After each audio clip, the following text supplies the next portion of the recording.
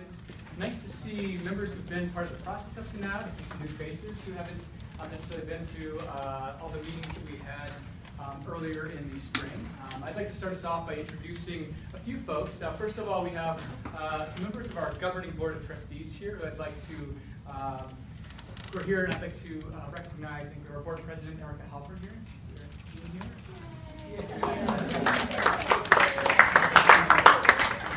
We have board member Catherine Fitzpatrick. And I want to recognize them. We're really fortunate to have board members who are so involved and a part of the process. I'd also like to recognize our superintendent, Dr. McClure, who's at all of these meetings. Thank you, Dr. McClure, for being here. And we have a number of district staff. So if you're district staff, could you just raise your hand? We have a number of district staff in here. And we appreciate all the district staff who are here to be a part of the process. And finally, we have members of Baker & Nowicki Design Studio here to present, to gather input, and I will hand it over to them in just a moment. But I just wanted to start us off with, for those of you that haven't been here, this is our 6th design meeting. We started the process in April of last year and went through a process of gathering input from the community, going through some design work, coming back to the community, and we wanted to make sure that we come back in the fall and continue that process with the community here tonight. I also want to share a little bit. There are 4 meetings scheduled for this month for the Del Mar Heights School rebuild. 2 meetings are centered on the design of the campus, one of them being tonight, and 2 are centered on student relocation. Based on input and analysis to date, every indication is that phasing and having students on site during the construction process is not what works best for our community, and it's not what's best for our kids. So what you're going to see tonight is really related to students being off campus so that we can get the building done in a year and therefore not have students on during construction and not have that extended construction timeline. So I share that because we've shared a couple of options, but that's going to be part of the focus for tonight because we're really here about the design tonight. 2 meetings focused on student relocation will be held September 12th and September 26th. And I can tell you that the focus for those meetings will truly be on the experience for our students that they will have during their year off campus, and if you are at another campus, the experience for that campus as we set up. If we do that, students at another campus, what that looks like, and making sure that we are setting up for success on those other campuses. We want to make sure that the school culture and connection stays, that those opportunities for prized events that have happened, such as promotion and Dance Fest, we have ways to make sure that those are done, and so we can carry on the traditions that are important to the Del Mar Heights community as we're going through this construction process. So the September meetings will get this plan started. We'll continue that planning process with the site administration and site communities throughout the school year.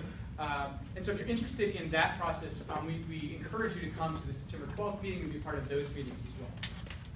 So that being said, tonight, September 23rd, are all about campus design.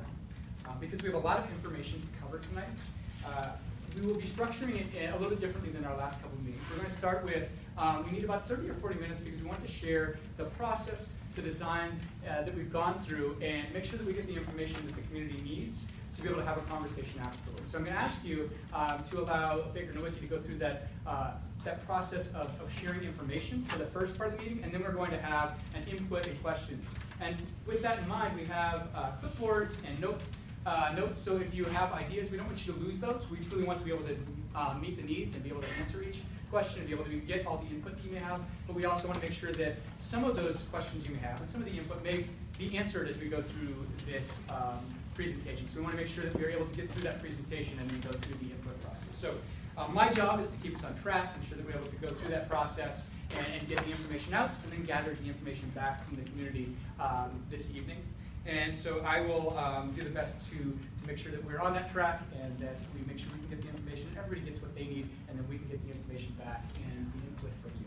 So we as a district staff and our architect team are really excited about the process that we've gone through, the input we've gotten from the community, and the steps we're taking to design. We're really excited about building a new school here for Del Mar Heights. And so we are excited to share what we have with you tonight, get your input. And with that, I'm going to hand it off to John Baker, principal at Baker & Nowicki Design Studio. Thank you. And thank you all for coming back to join us. Trust you all had a good summer. Based on the weather today, it's not really over yet. We've had a really busy summer since the last time we got together. The series of meetings that we had took us through a process. I'm just going to go through briefly and just kind of reacquaint everybody with the process that we went through. the outcomes from that process, and what we've done with that information in the planning of the schools. One of the things that I'd like to point out is that as much as people may think schools are all pretty much the same from one school to the next, they're not. They're as unique as their communities. And this community has provided us a tremendous amount of input, engagement, even pushback from time to time that's really helped define what we've been planning. And as much as possible, everything that you've told us over the last 6 meetings, we've tried to go back to those and benchmark every decision so that we don't lose sight of the big picture in the whole process. So as we went through the process of goal setting and everything else, the first thing I want to share with everybody is the timeline schedule that we're under, because this is important and it's relevant, and to assure everybody that we're on track. And the goal was that by the time we got through our programming meetings and our engagement meetings last spring, that through this summer we would be finishing up the final conceptual schematic design of the project and bring it back to you to share and get additional feedback. So we're right on target with that first part of September, where the red line is. The process after this, once we take this additional feedback, later I think this month or soon thereafter, the design will go to the school board, and we'll continue to move through final design and through all of the construction documents that are necessary for state approvals and construction bidding and so on and so forth. The goal is to begin construction by the end of this school year, which would be June or July 2020. And the hope is that between then and the fall of the 2020, beginning of the 2021 school year, we can be finished. We don't have control over construction and means and methods that contractors use.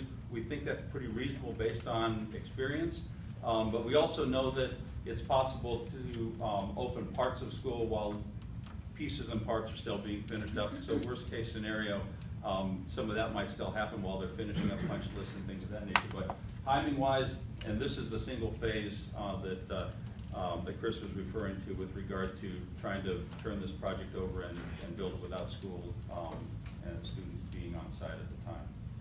So when we went through the symposium process, we focused first on goals to identify what your community goals, district goals, board goals, and so on. Spent a lot of time talking about the facts associated with the project, the strengths and weaknesses of the site, the limitations, the funding, the budget, soil conditions, topography, sight lines around the community, things that were important to the community, as well as those things that are important to the school.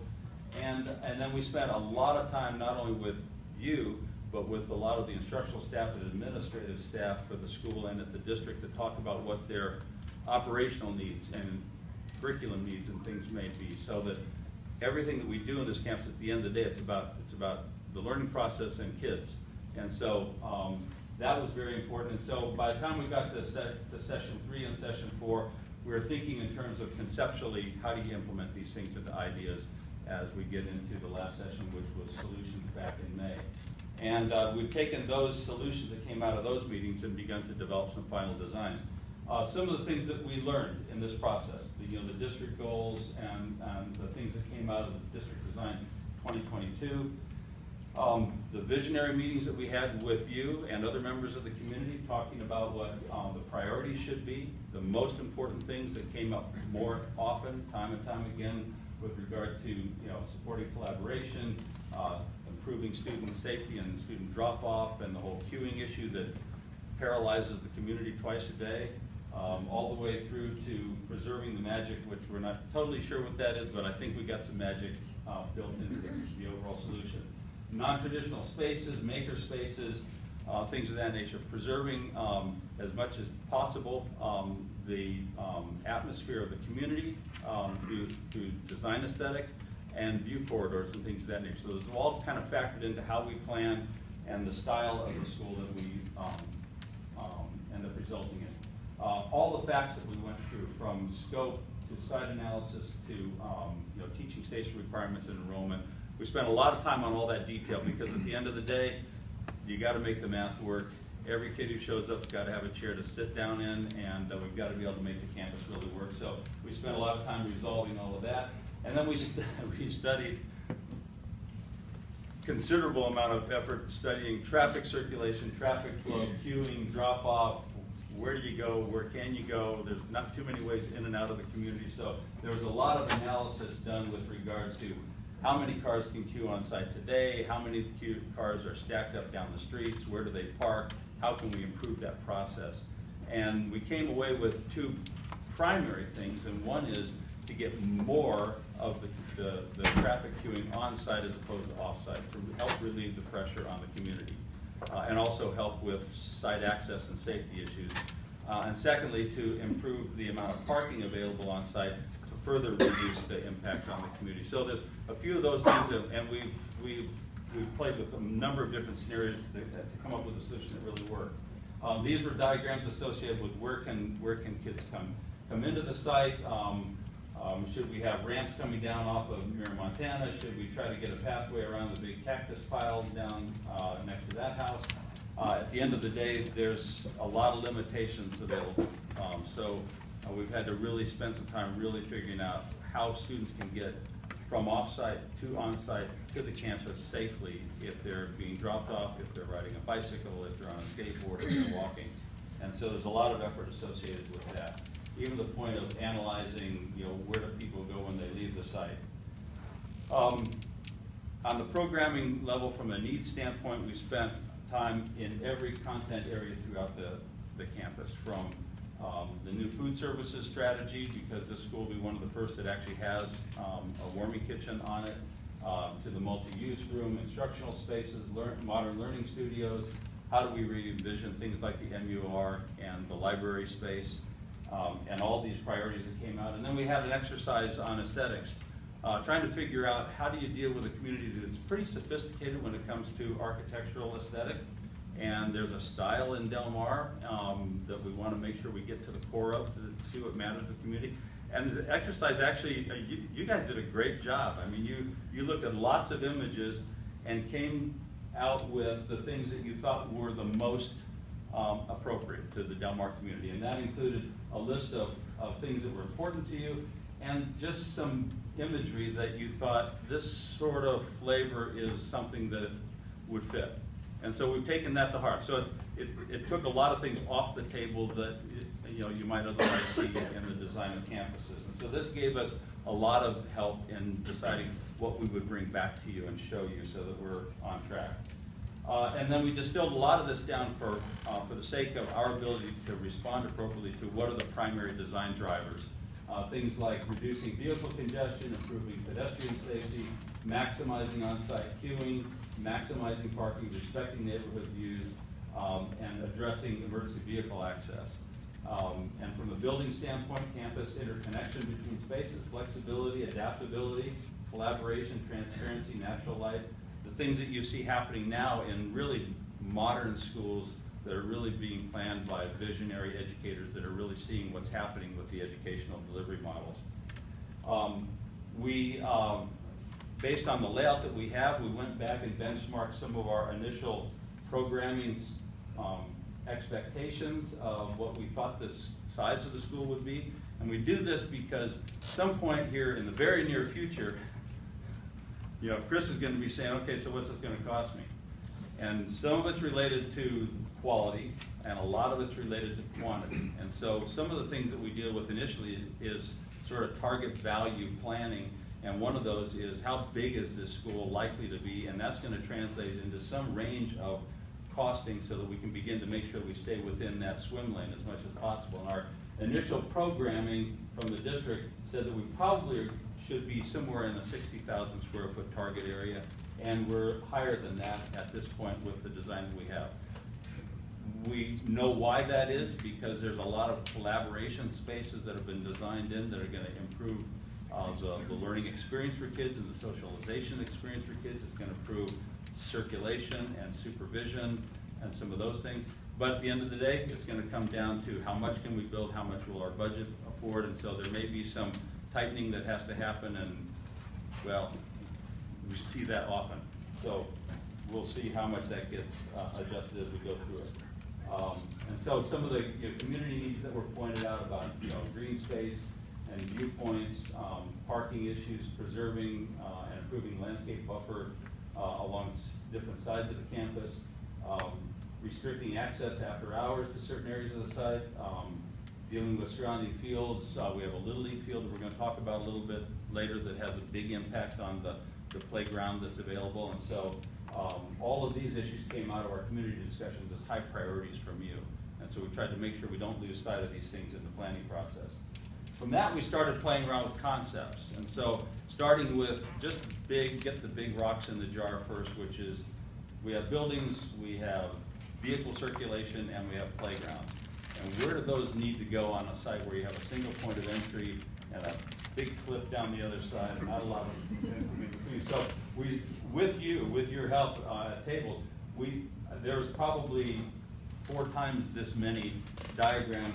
These sort of identified most of the big ideas about where buildings might go, where parking might go, what impact that has on the remaining area for fields, how does that address site circulation, how does it impact site security and student safety, all of those pieces. And so through that conceptual planning, we developed some, and you may remember these, we developed some initial, we call them bubble diagrams, but they're really rectangular blobs, which is the likely places where parking works the best, where buildings probably are going to fit the best, and which preserves as much of the open space as we can on the side of the site where you want that open space for natural breezes and sidelines and things of that nature.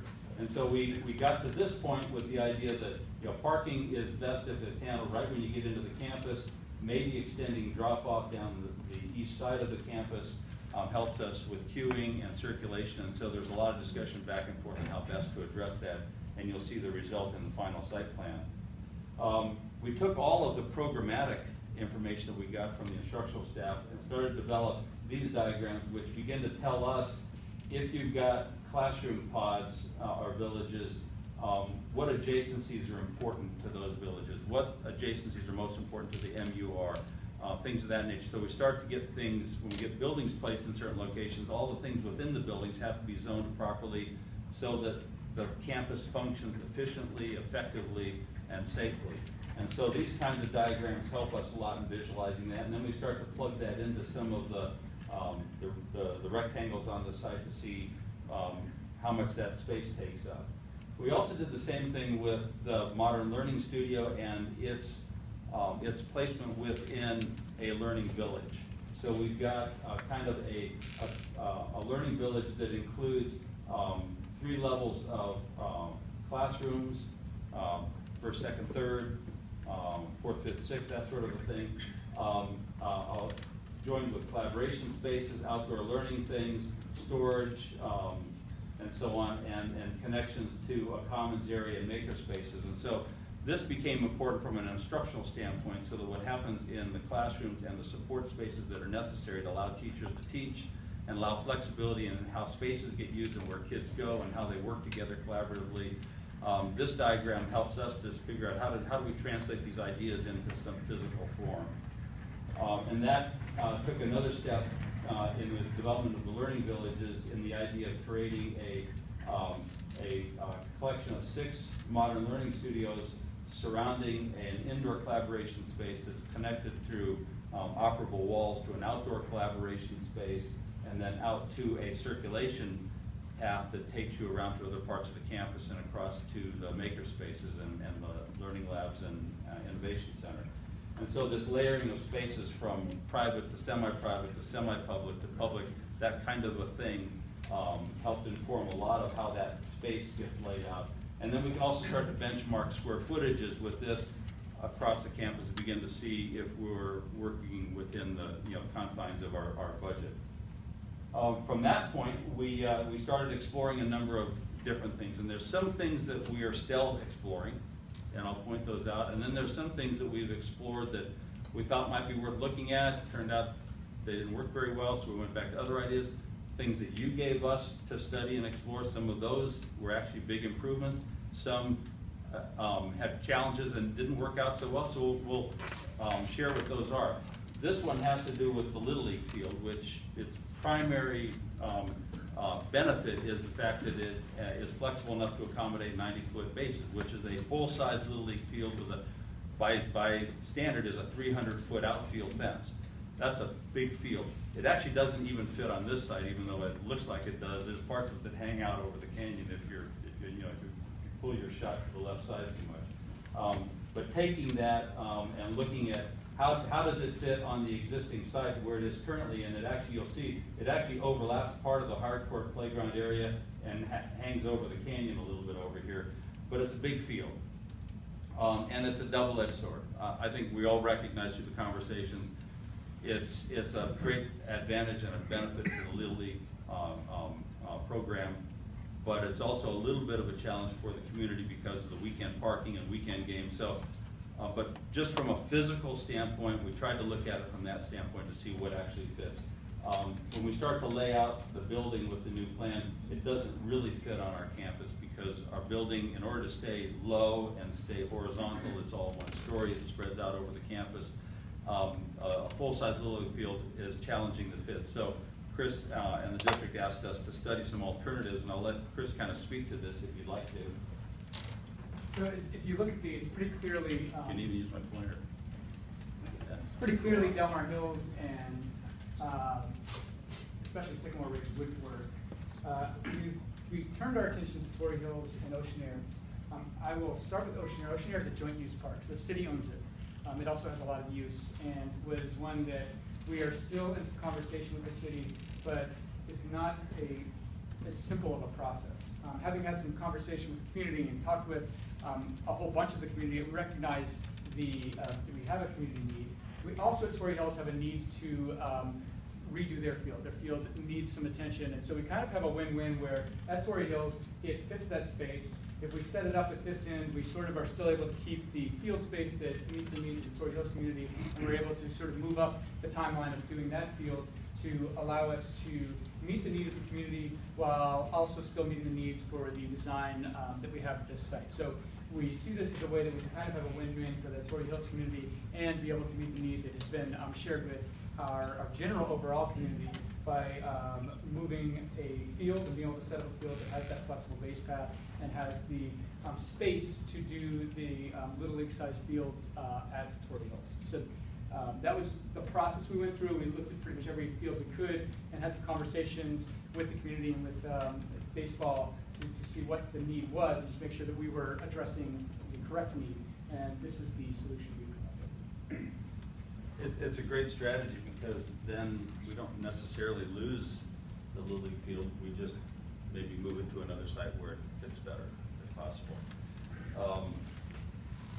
Other explorations in the challenges of trying to figure out how to make circulation work and drop-off work. A couple of suggestions came up. One was at the end of Bakita, just having a driveway connection up to Mira, Montana, so that it short circuits the traffic and allows it easier so you come in and go out a different driveway. This is all in the context of, gee, can we find a second way off this site? And there is a way. The challenges that occur with this one, and the reason we didn't do it is because up in this area, the elevation from here up to here is pretty considerable, so that's a fairly steep driveway, which you can drive it, but it can't be used for student drop-off. The slopes aren't going to work. It won't work for ADA compliance, which you've got very complicated cross-slope requirements for drop-off and creating a safe, accessible path of travel into the campus, and without having a sky bridge that came across or some other way around.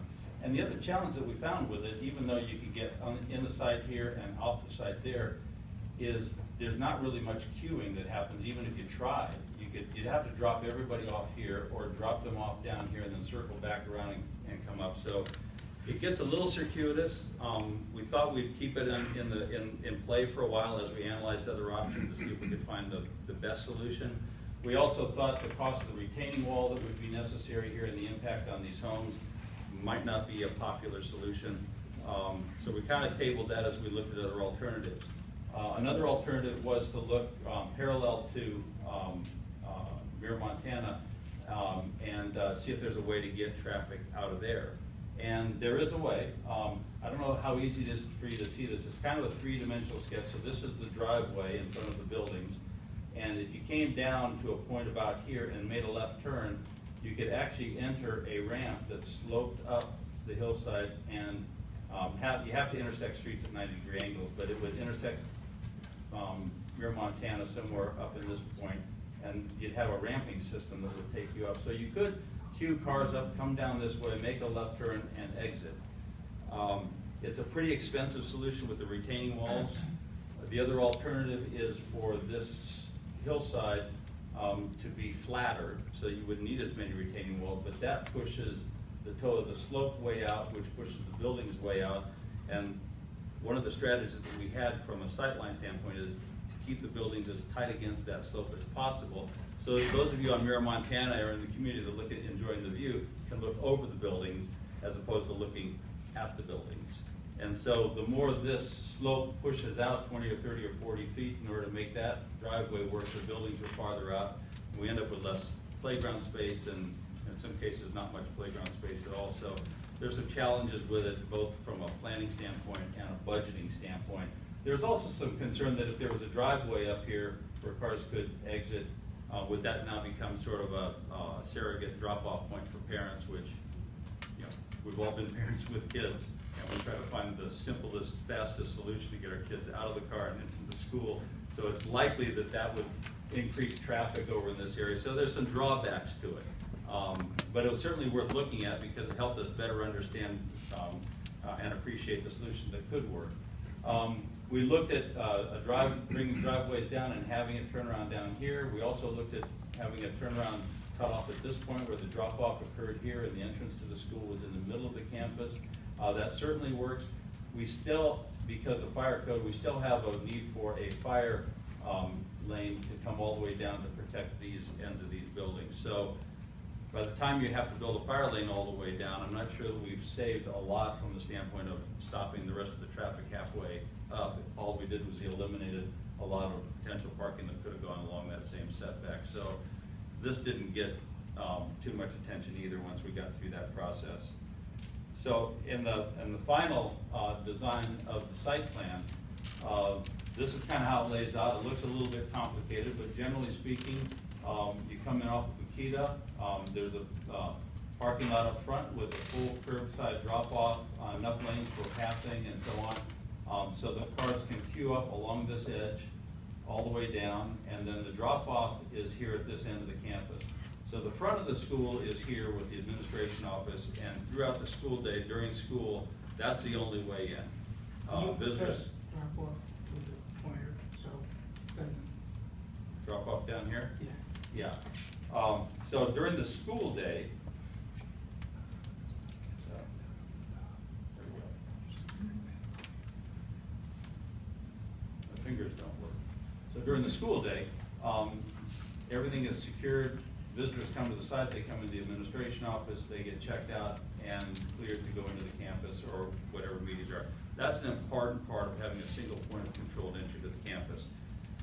Before and after school, the lower end of the campus would also be opened and staffed so that drop-off and pickup could occur here, vehicles can circulate back and leave the campus. I'll show you another diagram after this. We're still exploring, the district is still exploring if it's possible to get a connection here, not for drop-off and pickup, but just for emergency vehicles. Right now, this is designed as a fire lane. The cul-de-sac is designed for radiuses, so a fire truck can come down and make a turn and get back off the site. We don't know if it's possible to make a connection for just emergency vehicle purposes, but it's something that the school board has asked us to study to see if it's possible. So having said that, the rest of the campus, as you come into the campus, this area to the right as you come in is food services, kind of public space. The MUR is located here. It connects to a series of collaboration areas that's all open down to the Innovation Center, and we refer to this as all as the Learning Commons. And then we have our music and art and science labs located here, sort of the major type spaces that are shared by the whole campus. And that's in this area of the campus. All of this building is administration and kindergarten classrooms, and then the academic villages are located along the east side and the south side with, the first, second, and third grades here, fourth, fifth, and sixth grades. Wait a second, am I adding this up right? Yeah. Oh, no, first and second, third and fourth, fifth and sixth, in those three villages. And so as we go through the campus and look at how those spaces lay out, the administrative office is sort of standalone and has great visibility and supervision of an entry plaza, and then a direct connection into an entry lobby that connects to the MUR. So these can be accessed even when the campus is secured. So it works for evening events and things that are outside the school hour, and that functions very well.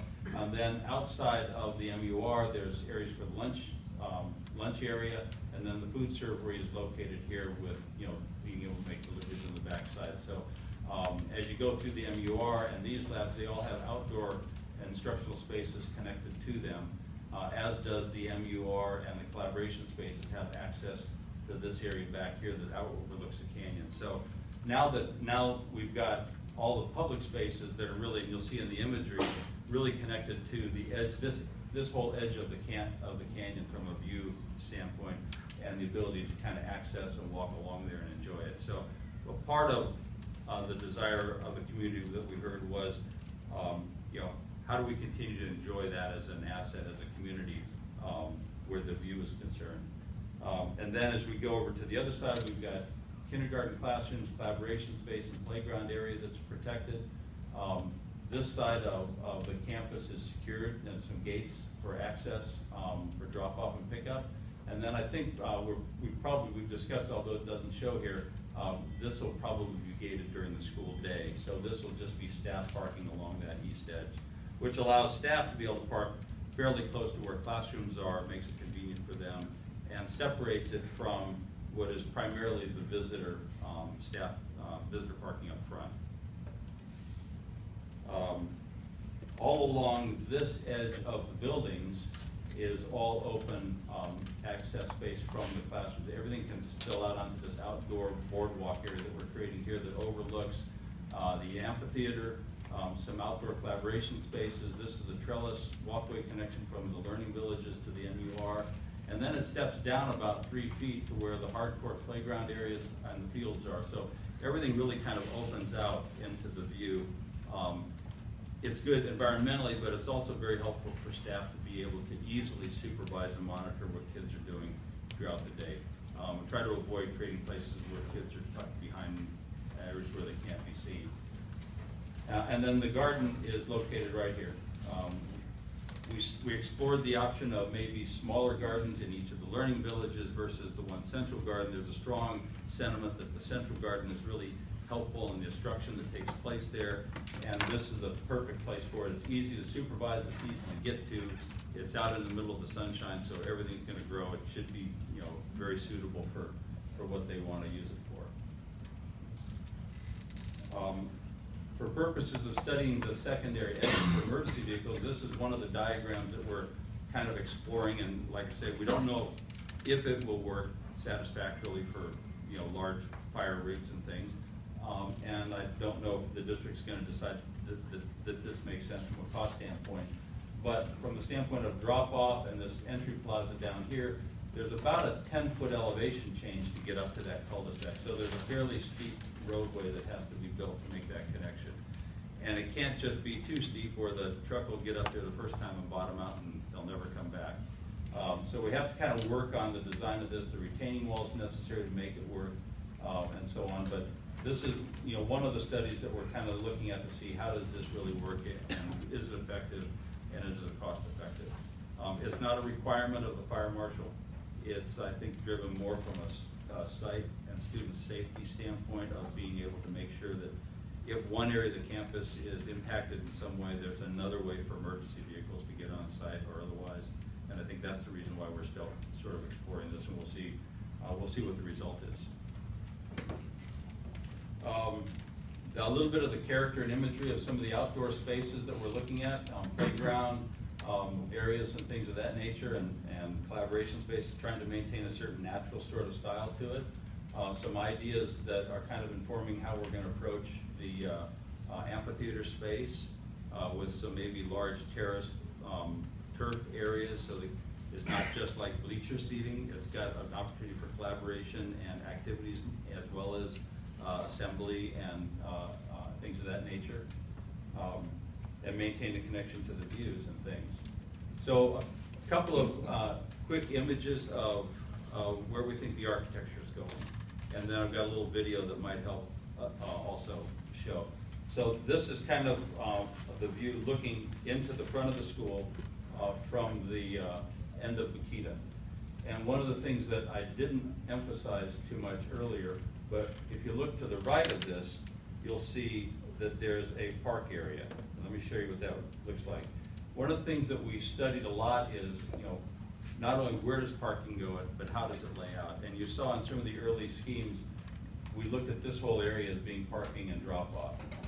And there's a couple of challenges with it. The biggest is student safety. You have a lot of students walking down Makita, and they get to this intersection, and what they really should do is turn right and walk along the sidewalk to the school to be safe. My kids would never do that. I don't know about yours. Most of them are going to try to go straight across. So if this is all parking, we've got a little bit of a potential safety issue where vehicles are crossing student pathways. The second is, this area is fairly remote from the rest of the campus. So, parking way out here is a little bit of a hike for teachers. It's probably more likely that visitors are going to try to find something closer than parking way out there. And so one of the ideas that came out is because between the parking counts along the front and along the side really are fairly close to hitting our 90, 95 parking spaces that we targeted early on, the district suggested, well, maybe we just make this open space. And so it's a part of the campus. They can use this for student activities before and after school or during school, however. But it kind of relieves this whole area from the circulation issue. Students can come straight down and into the campus, and provides a little more breathing room from the end of Makita to the front of the campus where the buildings are. And so that whole opportunity to open that whole view corridor up along the edge of the canyon, we think is a great asset now to the community to be able to walk on the campus and be able to see the ocean. I mean, it's going to be a big part of this site. And so as you look at some of these imageries, they'll show up a little bit more in some of our videos. But just to the right of the campus area, you can already see there's the end of the the Innovation Center and the ocean beyond. So this whole area to the right is all wide open.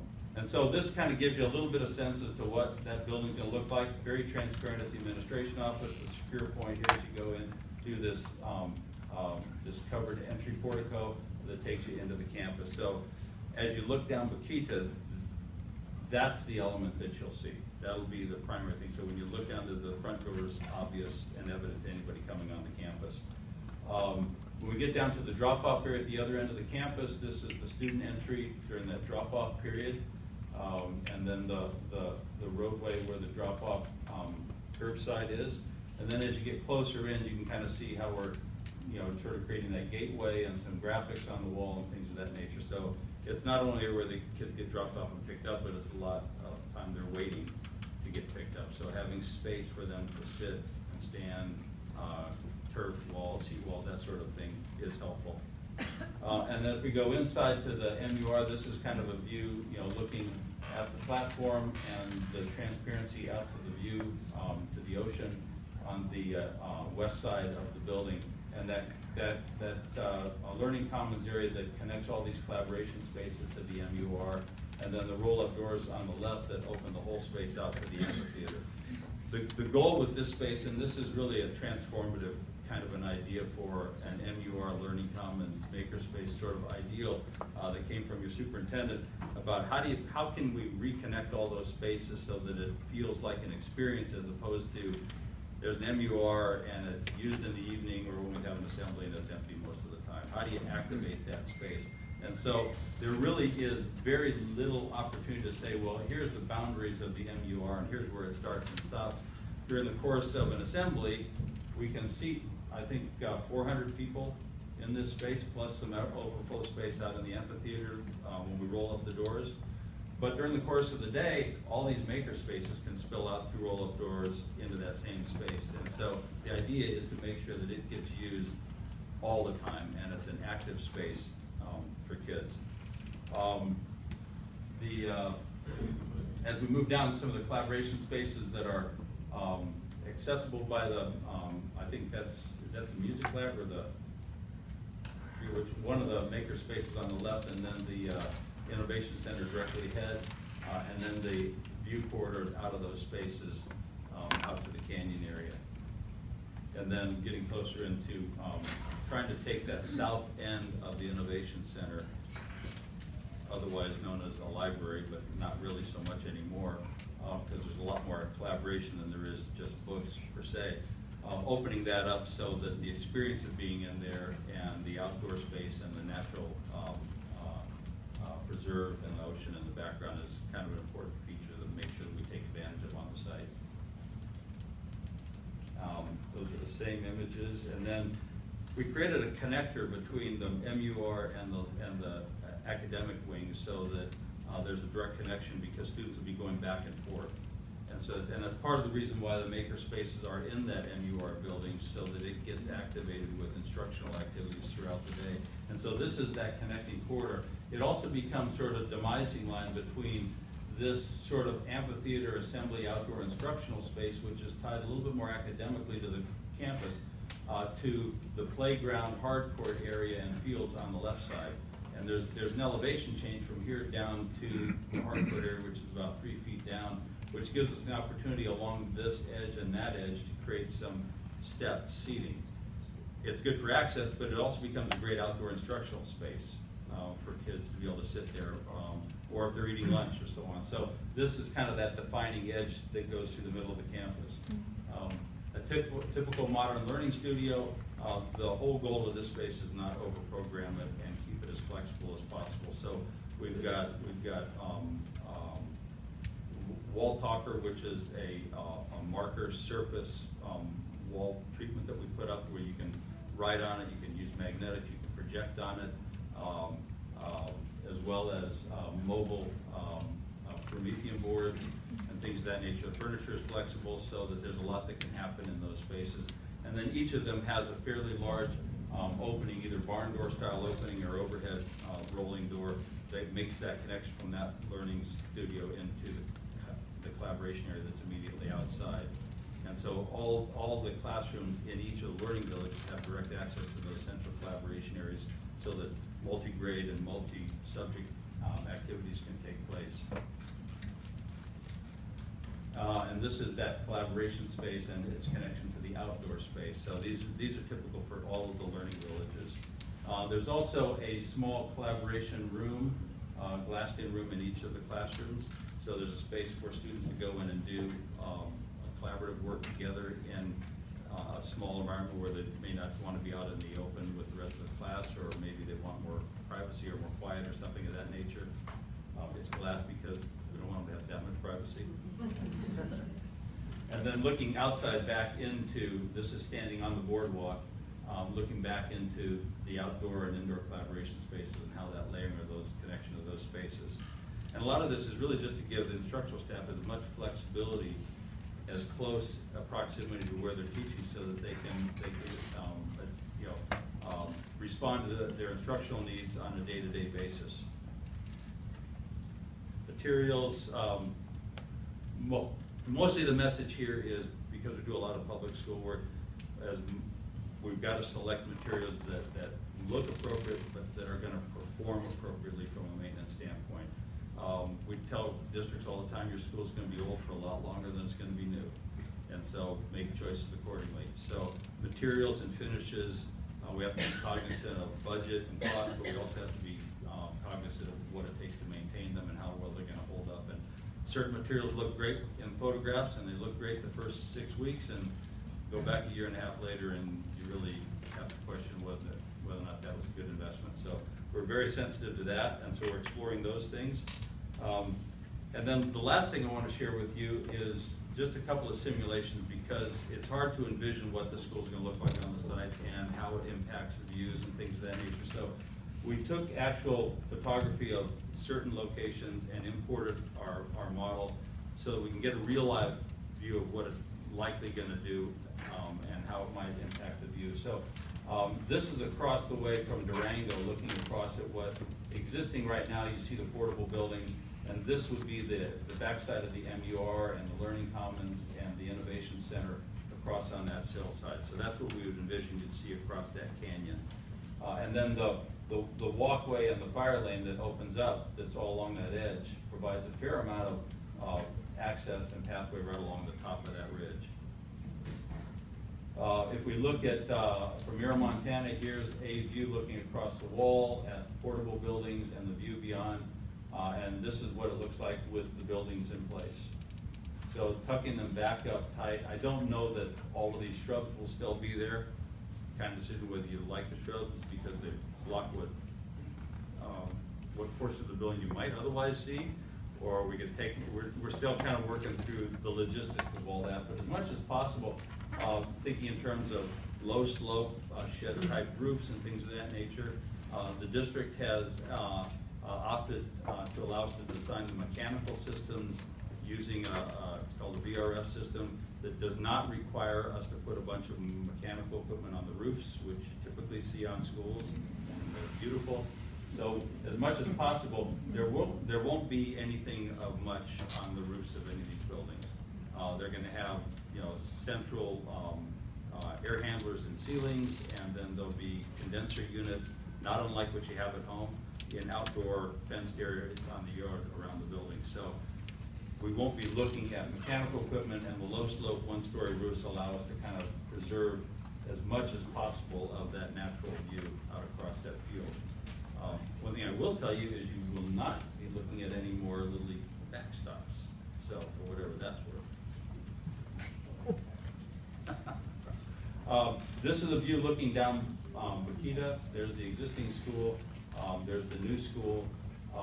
There's actually, the buildings are set back quite a bit farther, and we've terraced them so that the administration building is at the main grade you come into. The MUR building is actually on a lower pad because it's a taller building. So as we go toward the south, and even as we get around the buildings and move, you know, down to the end of the building at the south end of the site and out toward the west, all the buildings step down in about 3-foot increments, so that we can you know, mitigate as much as possible. We've got some natural topography that kind of works well for that, and so we're taking advantage of it. And then this is another view looking at what you normally see at the entry to the campus, and what you'll see at the entry to the campus afterward. There's the entrance to the administration. The MUR heads out that way, and this is that open space now that's all along the right-hand side. And so with that, I thought I'd just share with you real quickly this, which will give you maybe a little better feel than just looking at drawings to get a sense as to what that might feel like.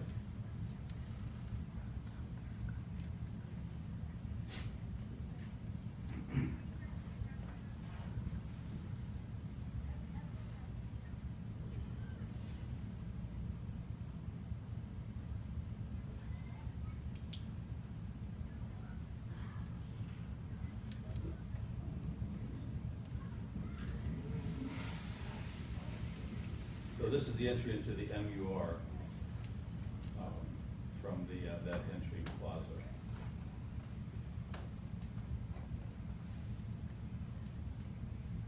And then looking out into the amphitheater.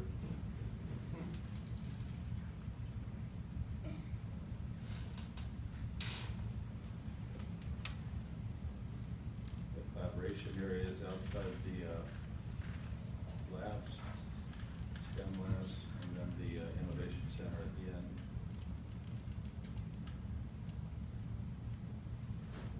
And as you look at some of the trim and the trellises and the framing, we're beginning to try to think in terms of how do we incorporate some of those aesthetic things that you thought were really favorable into the design of the campus.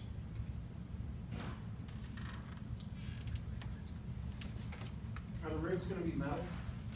Standing seam? Likely, yes. What about solar? With all that rooftop space, are you planning on putting, you know, solar up there? There's been some conversation about it. I don't think a decision's been made.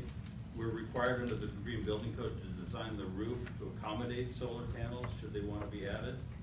We don't think there's any glare issues that would impact the neighborhood, but I don't think there's been a final decision made as to how they want to approach that yet. But there's a lot of flat roofs angled right toward the sun, so it should work pretty well.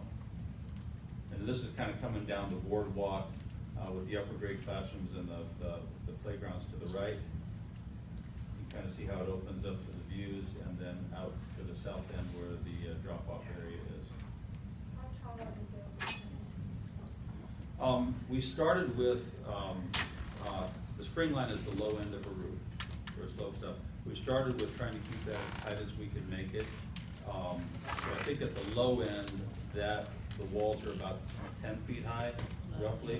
That gives us enough room for mechanical ductwork and ceilings and things. And then their slope is only, I think it's about a 2 and 12, which it's about the lowest slope you can have and still have a metal roof. 12, 10 The- to 12. 2 feet to 2 inches to 12 inches. For every foot you come over, you come up 2 inches. It's a fairly low slope, a lot shallower than any of the homes around. So it'll look fairly level. But if we went to anything flatter than that, then you'd end up having to do a flat roof, and the materials on there are not as attractive to look at. So this gives us the opportunity to use a material that's going to be attractive to look at while keeping the profile of the building as low as How possible. high is the highest? Highest point is on the taller parts of the building. Scott, do you remember? Classroom buildings probably range from that 10, 11 foot up to, I don't know, 18, 16, Yeah. 17, somewhere in there, depending on the length of that slope. Right. And the multi-use room building is the taller building that's set further back. Yeah. And lower. What is the highest? Pardon? What is the highest?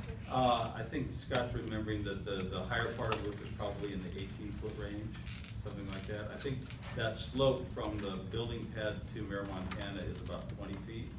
Yeah, they're about at that slope Yeah. delta, about that 20. We're trying to keep the tops of the buildings not any higher or fairly close to what the grade level is at Mare Montana, so as much as possible. That's grade level plus the wall or grade level? Plus, Grade level. no, grade level. So- Not the wall that's along the street. So if we were looking at the top of the wall, you would not see the buildings, they would be down below that. Yes, yes. But remember, your vantage point is you're kind of looking down, so you probably still see parts of the tops of the building, but we're trying to keep But- everything out of the view line, the Exactly. view sight lines, yeah, as much as possible. So with that, I think, happy to answer more questions or talk about ideas. Yes. So you mentioned that the roof will be metallic, would that be like noisy when it's raining? Not usually. It's a standing seam metal roof. You see it on a lot of schools. It's over a solid substrate, so it's not like a barn roof where you hear it doesn't sound like tin cans when the water hits it. Yeah. And the other thing is, there is a connector between engine oil and pump, and you mentioned it's calibrated. And then there are steps leading to the playground, would that be a safety issue? You know, kindergartners and short legs trying to maneuver their way down this path. Not usually, because, kindergartners actually have their own playground. So they, I can open that site plan back up if you like this, give for reference here.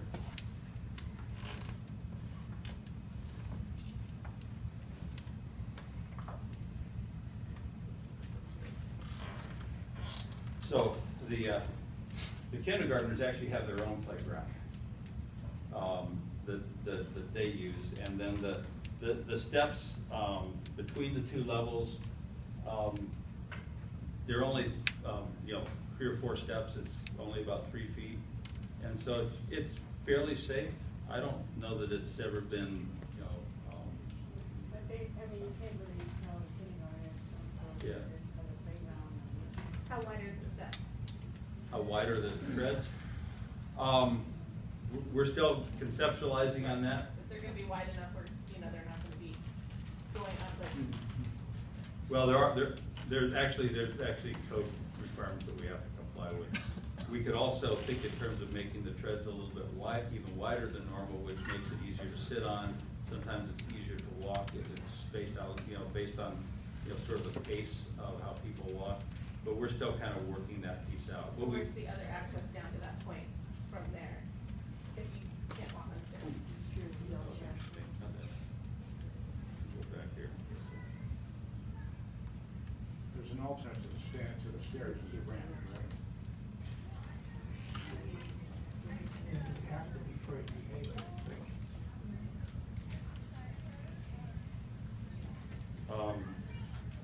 There's a series of, as these classroom buildings step down, maybe the easiest way is to show that we have a combination. There's a boardwalk and steps, and then there's also a ramp that connects. So every place we have steps, we also have to have a compliant, accessible pathway. So there's a combination of all of that to get down to each of those levels. Was there a reason you didn't scrape the right-hand side and make it all one level? Move 3 feet of dirt from that little piece? Well, we could. You get into sort of cut and fill and balancing the site based on the topography that we looked at early on. The elevation change from this point down to that point is pretty substantial. So, cutting here doesn't work too well because we've got to meet grade here, so that has to stay. To elevate this means we have to import soil. I wasn't thinking about elevating, I was thinking about where the classrooms are, just that piece From going here? down. No, to your right. These little, First, fourth grade. right. Those buildings. If they came down 3 feet, you would eliminate all the stairs. They're down 3 feet from here already, and they're all at one level. And then this is down another 3 feet at this level, so there's some steps and a ramp that takes you down to that level. So there's a fairly large part of the site that's a single pad here, and then it terraces down to the field areas. So, just trying to balance the topography with the existing topography and so on. Yeah, you want to move this into this. Yeah. I just point one thing out for John, but I just want everybody to know that Scott here is taking his notes, so it's actually easier with him typing it on the iPad so we can share it and be able to use it. I just want you to be aware that we're also capturing the comments, and so you know that he's over here and that's what he's doing, and not missing out on the comments that are coming up. Yeah. Can I yes, take a Fred. step back? How many students is the school going to handle? The enrollment is, The enrollment max target is about 500. We have one less classroom, so right now we have 22, capacity for 22 K6 classrooms. This design is for 21 K6 classrooms. And the demographics for the students west of the freeways, how many Demographics, of the students attending the school who live west of Byford? do you have that, Jason? Yeah, so what was the question? Demographics west of 5 that are attending this school. How many students live west of the 5? Was it the whole area, under 600? No, that's not the No, question. that's not the question. At this school site. At the school site that attend Delmar Heights, about 380. 380. West of the 5? West of the. This is five. at this school. Not the heights and the hills. Right, and about 220 actually, so around 600. Perfect, thank you. Yeah, so, look, the school, beautiful school, but I'm having a hard time seeing how you took into account a lot of the concerns that the community has voiced. So it's not just about sightlines. I heard sightlines, sightlines, sightlines. But what you've basically done is, for the same student body population, you've gone 9,300 feet over your 60,000 target for square footage, and you've obliterated half of the green space.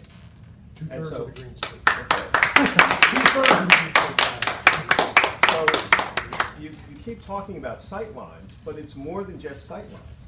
You've basically taken parkland and you turned it into a parking lot with buildings with metal roofs.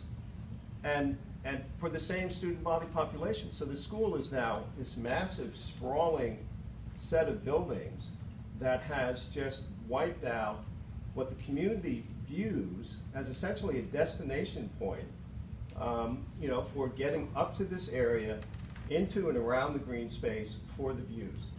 And I just don't see how you've taken into account the community's concerns. You haven't. Disagree. Can I ask a question? Can I just ask a really simple question? So, the area up at the top, the wonderful green space up at the top left, having 3 kids, I see that really probably wonderful space that may not be used very often. Because this has spread out so much beyond the footprint of what the school is now, is there any option of looking at areas where maybe there could be 2 stories that don't impact views? That areas could be, are there areas that a 2-story class space could be built that aren't impacting anyone's view? Is that an option? Because this spreads out so far beyond the existing space. And then the second question I have is there anything that we can do to look at creative parking and traffic situations and back up in some of those discussions? Because to me, it's really a traffic and a parking issue, and we're addressing it by just paving the school site. So, those 2. Well, I'll take a shot at answering the first question, which is, if we put a 2-story building anywhere, it's gonna impact somebody's view, because there are houses around the site. So someplace, we would have a building that's twice as tall as the buildings that are there currently, so it would impact somebody, and, you know, depending on where we put it, your second. I mean, how high is the MUR? Even at the Your- 5th grade?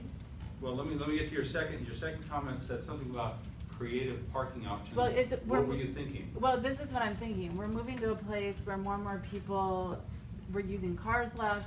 There's more, there's a real lack, and I know I saw in the Torrey Pines, and Holly, I hope that they're addressing some of the things. We have a real lack of transportation options, a lack of sidewalks in certain areas. Is it possible to back up into some of those discussions? Because really, what we're saying is our only solution is to just pave the entire, triple the parking, the existing parking, in order to, and all estimates for the future are that parking garages will become obsolete. Not right now, but in the near future. It's a shame to pave all this space as we look at the future. So. Well, all I can say is, we haven't moved to driverless Uber cars that take us every place yet. Yeah. I'm totally down for it whenever it happens. Yeah. But Yeah.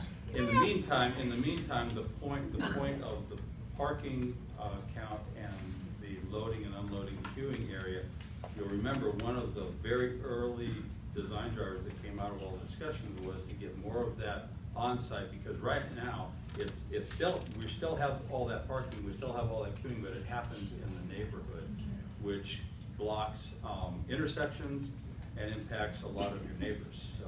Can I ask You had your hand up very early on. Yeah, so back up her comment, that space in the upper left, I think probably won't get used very much, so have you guys looked at maybe moving the innovation center up there, moving 5th and 6th grade where the innovation center is? Then also, secondly, have you looked at retaining walls where you could slide the whole school up to the upper right, whatever, 15, 20 feet, and just kind of optimize kind of the space you have? I think that would address a little bit of everybody's concerns. I mean, retaining walls cost extra money, I understand, but the green space is nothing. I mean, there's no school that has that little green space right now. Sycamore Ridge is tiny, and you can't even play anything there. Maybe like a 10-year soccer game, maybe, but that's about it. It's a pretty small area that not much of a building fits there. So now you're gonna have 600 students with like no green space, and everything's just so sprawling wide, which looks beautiful, but yet at the expense of the field. So I don't know. It's you know, by the time you look at the size of a regulation soccer field and 2 softball fields, that meets a lot of the criteria set by the State Department of Education, and it meets the criteria of most of our elements. 110 yards. It's a standard competition soccer field. Soccer fields are typically about 110 or 120 yards long. Right, but there's no way you can fit.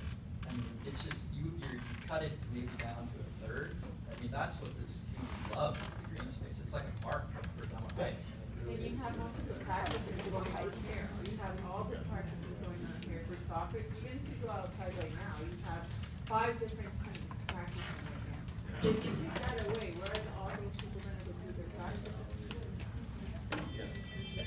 This is a school for kids, and if you've ever tried to supervise the green space we have now, it's really hard to supervise that much space. So having something that's smaller with a playground and different configuration is easier for safety for us watching kids that are on a space like this versus our huge field out there.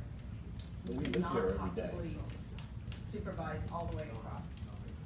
Yeah, I mean, we're losing 2/3 of it, right? I mean, I'm just saying, can you optimize this layout where we get a little more park space, keep everybody else line of sight, you know, keep your parking, but you just kind of reorganize and kind of maybe squeeze it a little bit, just get more balance. I feel it's very out of balance, it's very small. Can kindergarten stay where it is? Well, and I'm not sure the math works with the 2/3, but that's a different issue. No.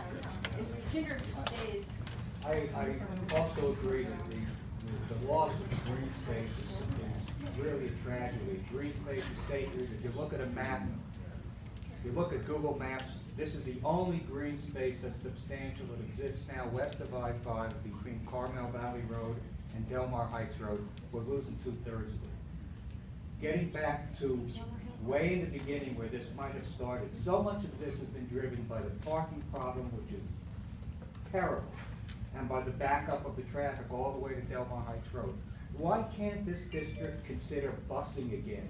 Get the people off the streets, stop having hundreds of people every day driving with these SUVs with 1 kid or 2 kids. It's ridiculous. It's absolutely ridiculous. Why can't we consider busing again? And it's dangerous. Yes. I went to school here. I grew up in the 70s and the 80s in Del Mar. We had buses. There was no parking driving home. I don't understand what's happened. Why does everybody have to drop off their kid in the car? Why does the school not have buses? I was bused from kindergarten through high school. What happened? I mean, I came back here. Now, where are you going to put that drop off as the front door to my house?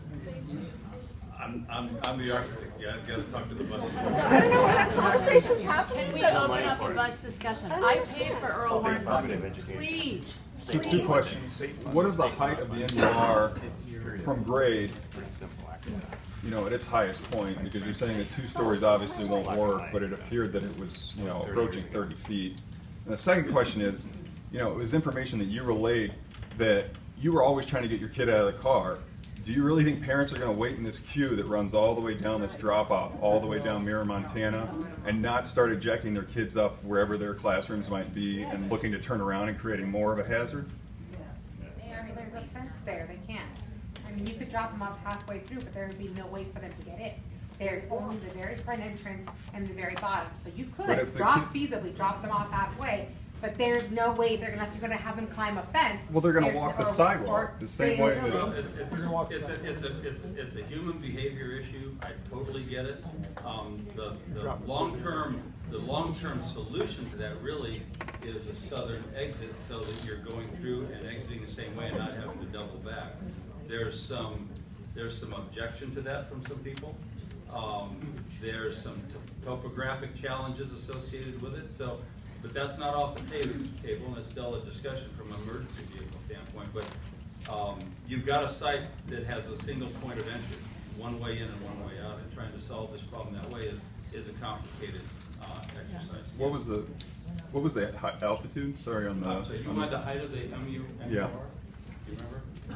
Low 30s or somewhere there, I don't have a number. Roughly 30 feet or so, and it's on a lower pad. Sure. That's why it's terraced down to that side of the site where the topography is lower. I mean, that would seem to fit 2 stories, though. Well, yeah, but I think the conversation was where would you put the 2-story classroom building, and I guess if you put it right there, but the MUR has to go someplace else too, and it's still tall. So there's a few, we're trying to balance all of those things to come up with the right solution. But at the end of the day, one of the important factors here that it's an instructional campus. It's a campus that has to work from an instructional standpoint too. At the end of the day, they're teaching kids every single day, and so we can't lose sight of that piece yet. Thanks for recognizing some of the hand up.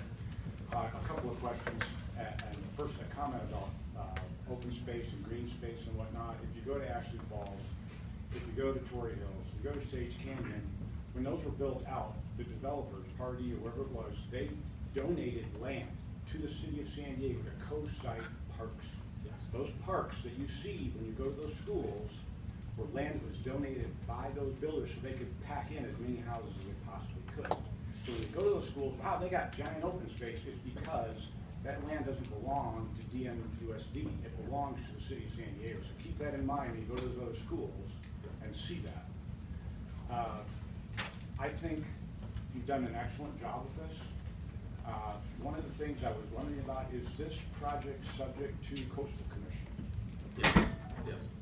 Okay, so can you go back to that view you had from the Durango cul-de-sac?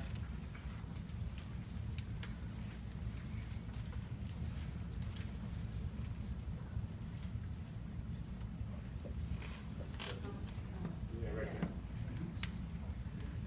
So if we're looking at the after view there, that's the side of the MUR, correct? Yes. And it looks like it's at least 50% glass, is that correct? Well, there's more to the building than just that piece that's in the view quarter, but we're trying to get as much transparency as we can. Because I think you may have an issue with the Coastal Commission in regards to that amount of glass that's facing the ocean. Have you already put this to them? Not yet. Okay, so I would suggest you get with them as soon as you can. Oh, yes. Because that may change your whole. We've had one concept of preliminary what you want. meeting with them, and we have a number of follow-up things with them as well, sure. Okay. Yeah. John, I just wanted to clarify one Yes. thing. Carmel Valley is a planned community, and Pardee set aside land for the district to purchase school sites. And we do have campuses that are joint use areas with the city of San Diego. But the school district does own the land that the school site sits on, and it was purchased. Isn't that under the jurisdiction of the city of San Diego? The campuses that we have, as No, not well the as campuses, this, but the parkland. this is all in the city of San Diego. No, those ones that are west, that are east of the freeway. I was under the impression from city staff that those were under their jurisdiction. Ocean Air is a joint use area, Ashley Falls is a joint use area, and Sage Canyon is a joint use area. We joint use with the city of San Diego, and the Del Mar owns the land for the school sites. So the district actually owns the land? Yes. But not the, but not Not the park. Yeah. So they That's own- why it's a joint use area, Yeah, right? but that's what he's saying. He is correct, where the city owns all the parkland, where all the baseball fields and soccer fields and all that. That's what I understood. The land that the school owns has smaller fields on it. Rectangles. Yeah, but bigger fields are the city Right. park. Yes. Yeah. Okay, I think you had a question in the back. Can I get some clarity? You said that there was an outdoor seating area for lunch by amphitheater. Yeah. Is that covered or uncovered? It's covered. And then the MUR, that is to also function as a theater, correct? Yes, multi-purpose kind of, not a performing arts theater like you might see at a community center, community So theater the or concept high school. with all of the glass, is there a way, is there going to be some kind of soft theater type? Of course, we haven't So resolved all That's just that. the building. But, movable acoustic treatments like curtains and things, there may be some, we'll come up with some methods to address that. Sound, Because light. you're certainly not gonna have a big glass wall behind your Right. display, right? Yeah. I had another question to Josh, you mentioned on Durango. I don't know how it looks, it looks to extend further out, than it would have before. Did that necessitate some supports and pillars? It looks to extend out beyond more into I don't know how that rendering ends up looking, but The buildings are set probably 40 feet back from the top of that slope. I think the angle makes it look like it's hanging right on the edge. It's not. I'm sorry, we just picked an angle where we're laying on the ground apparently. No, it's set back quite a ways, yeah. Yes. This is probably outside your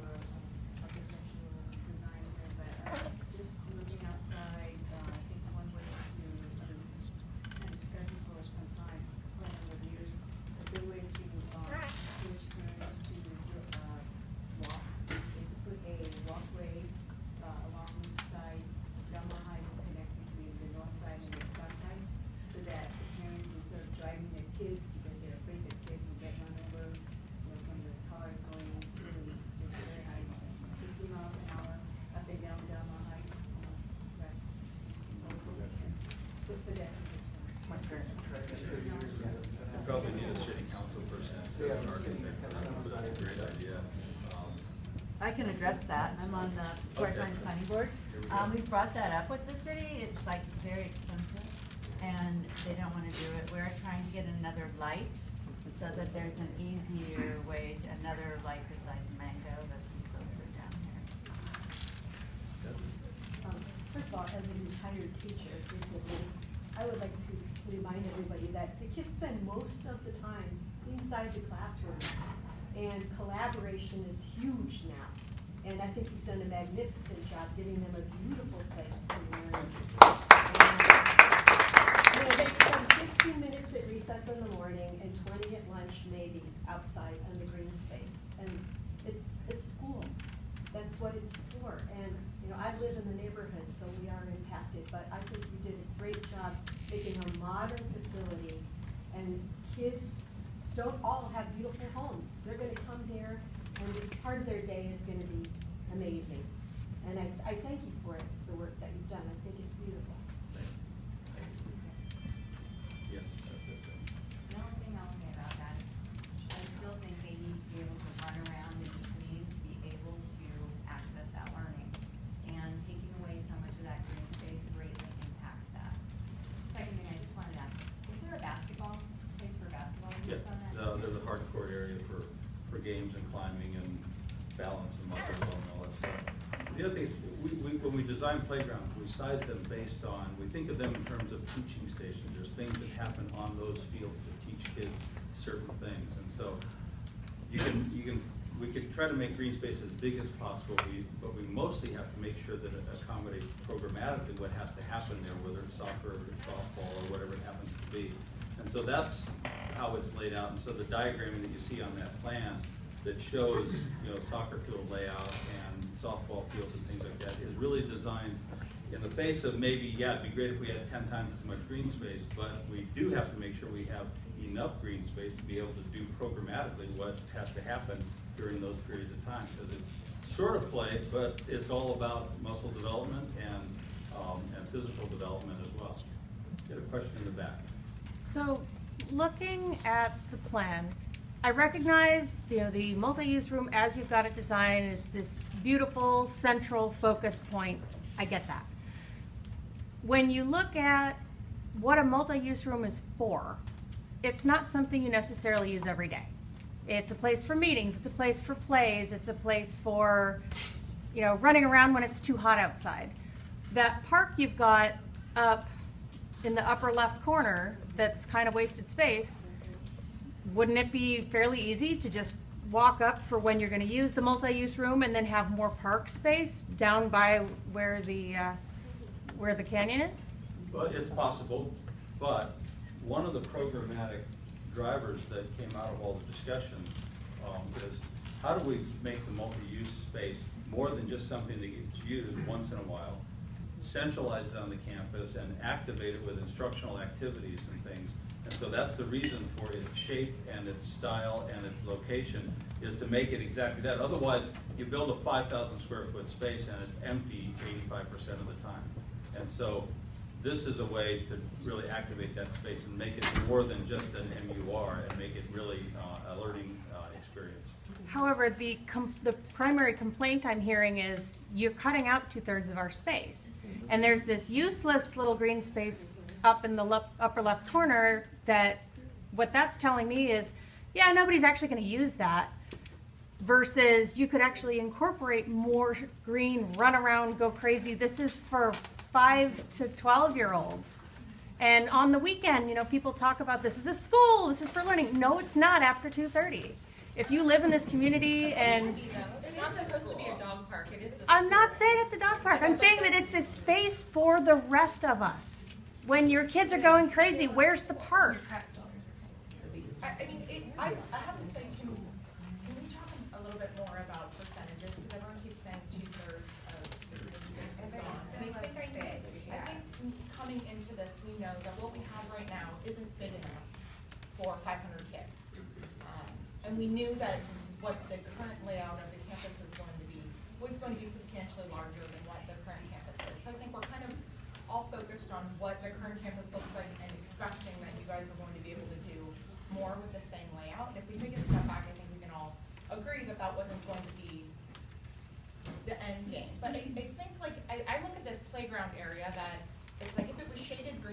all have a little bit of a different outcome or a different perception of what it looks like. I don't know, because I don't see 2/3 of the green space being gone. I see less green space, But there's a back. but there's green space in the middle of it. I don't know, and I know that I'm coming from a different perspective, because I do have a kid here right now. I'm going to have another one that comes through, and I'm looking at how do we build the best, greatest learning environment possible that's still gonna allow the community to come in and use it. And I guess maybe looking at how the community uses it, don't you guys want also access to use that amphitheater that's going to be there, to use some of the other outdoor spaces going to be there? Because is the community really only focused on using green space, or would they like that access to some of the other space that's there as well? I know when I come here on the weekend with my son, he's not running around in the field unless he's at soccer practice or baseball practice. He's on the playground. So I like seeing that the playgrounds are gonna be that much more innovative, they're gonna have that much more space, there's going to be an opportunity for a little bit more to take place on the playground specifically, and not just a pile of wood chips that get dug out regularly under the swing. So I don't know, I think trying to look at what we're using it for and what it can be used for, and being a little bit more open-minded. Just my 2 cents. I also have a question regarding that bottom 5-6 building. Can you, because it is at the bottom of the grade, can you double that building, just that building, because it's at the lowest point of the, and excavate a little bit deeper to create, and again, that would cut that line. The garden can move up to that open field, and it could be a community garden, it truly could be, but it doesn't have to be right there, because then you have the what somebody referred to as the dead zone up to the left, but it could be, like a garden / open space, and then it would just create not the full field that we're using, but retain a bit more, and it would be more of a kind of a compromise. You mean make this a 2-story building? If you can double that by grading down and then move that garden to that upper space, then you have a lot of the original vision of what was intended by the area the community has already become, obviously, heartfelt stories, but then you really do have the expansion going in a different direction. Yeah, well, those are all physically possible. I think when we start talking about putting 2-story buildings, like I said earlier, any place, they're gonna impact somebody's view. And the grade level change between these 2 buildings is not enough to compensate for the impact that 2-story building would have on some of the neighbors in that side of the campus. So we're trying to be respectful of all of those aspects. I wanna make sure I get to everybody who hasn't had a chance to talk. You've had your hand up for a while, I'll get the sore. Are we designing this school for too many kids? If there's only 380 kids west of I-5 that go here, Del Mar Hills is right across the street, they'd love to have more students. Should this be designed for 350 or something instead of 500? No, I have another thing. You might think, and I know the district thinks, that the population on this side of the freeway is gonna go down. We are Del Mar, and this part of Del Mar is gonna have to be putting in moderate and low-income housing, and we'll be getting more kids. And that's part of my concern. Where are they gonna put it? Probably, they're gonna put it, we have apartment buildings. I mean, I know everybody thinks that, but I'll tell you, there's a big push. They're gonna put some on Via de la Valle. That's not our boundary. That is, they go here. They go to school here. On Via de la Valle. Yes. Del Mar goes to school here. They've been saying that for so long. Okay, there's a big push, I'm just telling you right now, you don't have to believe me, but, that's the truth. I take a little bit of offense. Okay, so I live east of the 5, and my daughter has been here for 2 years. We love this school, and to say that, oh, well, why don't you just go to another school, is a little offensive, honestly. Maybe it wasn't malintentioned. I think there's capacity at Del Mar Hills. Well, yes, but you're saying is why don't, but the thing is that I don't live west of the 5, I don't plan to live west of the 5, as a teacher can't afford it, and so to say that, well, those of you, and there's a bunch of us, I mean, it's gotta be maybe a third of the students that come here live east of the 5, and you're saying, well, there's capacity at Del Mar Hills, so why don't we make this school smaller, and you can just go somewhere else? How can that not be offensive to somebody who doesn't live west of the 5? It's a little exclusive. No. I wasn't referring to that. My point is we have 2 schools that are next to each other that have a lot of capacity. Yes. And the other thing is the other schools are good too. So it doesn't really matter. But you're still saying go somewhere else. No, I'm not. I'm saying there's capacity at other schools you know, maybe we're building the school too big. If you build this school too big, the hills will go away. But not too big, we're not building it any bigger than it already is. He said we're losing a classroom, we're going down one classroom. We're not building it any bigger than it already is in terms of student capacity. I think So, to real quick. answer your question, oh, go ahead. So when it comes to enrollment, it's a tricky challenge. So what happens is, when you staff a school, you're basically either starting with 2 classrooms per grade level, which then puts you at a school of around 300, or you do 3, which is what we're all thinking for now. So with 3 classrooms per grade level, it goes up to 500. There is never a way we're gonna be able to staff with every single classroom being at capacity to 500. The more natural number over this school site will be close to 450. And with that number of 450 and 300 classrooms over there, when you look at the 600 residents, all we need is one boom year for enrollment to grow up. And if we have a classroom where it's only 2 grade levels, 2 classes per grade level, we're out of space. So I think really the number is closer to 450 that's actually going to occupy the school. And at that point, I think we're having the right size of school. Okay, then a follow-up on that, as far as parking is concerned, how do we determine how many parking spots we need? Based on experience, we've got a certain number of staff, we've got a certain estimated number of visitors, and that translates into a certain amount of parking spaces. Right now, I think some of the staff probably have to park in the neighborhood. Yes, quite a lot. Because we don't have enough. But if you add up the number of staff on a typical elementary school and add 20 spaces or so for visitors in the course of a day, then for a typical elementary school, we'll see about 90 parking spaces. Because I'm trying to figure out if there's a way to take some of that asphalt parking maneuvering space and put that into green space, right? Because parking lots, maneuvering space aren't used after schools, weekends, the summer. That green space is literally used by kids and community members literally around the clock. Can we open up the? Yeah, you guys can start. I think you had a question, and then you'll be next, I promise. I promise you'll be next. You may have answered this, I had to come in late afterwards. I'd like to know from the district, when did they start having elective students come to this school? In the old days, you had to live in the neighborhood to go to school. My understanding was when Carmel Valley was built, these developers provided enough land that the school district could buy to support that population. At what point did parents have an elective choice to come here? So, great question. The priority is the residents of this area. So all the schools have a boundary. So the only time there's options for students that are not boundary for the schools is when there's space available. So the priority for placement is if you live within the boundary of our shared boundaries between these two schools. So remember, there is some areas that are boundary for these school sites that are east of the 5 freeway. So yeah, some of those are boundary for this school site. So when answering the question of how many students live, west of the 5, it's a little bit challenging because we really just talk about the boundary students for this area. So we also have students that are, for example, if they have a special needs, they're coming from maybe a different area into the school site. Their siblings also can have residency rights to come to our school site, and vice versa. If there's a special needs class that's opened at a school in the Carmel Valley area, and the students are boundary for Del Mar Hills and Heights, and they attend those other schools, their siblings also have boundary rights to attend those schools as well. And we do have a number of students that live on the west of the 5 that attend school also in the Carmel Valley. So there's not always a perfect scenario where there's space available at every single grade level. It just happens to be, as we mentioned, there is a slight decline in enrollment, but we don't anticipate that to be the norm.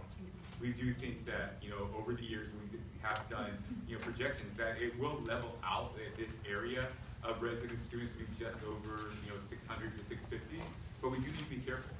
There is a development that is going to place was it Watermark? Watermark that's going to be over there off of, right across from the racetrack where the Del Mar blueprint is. There's 44 units going in there.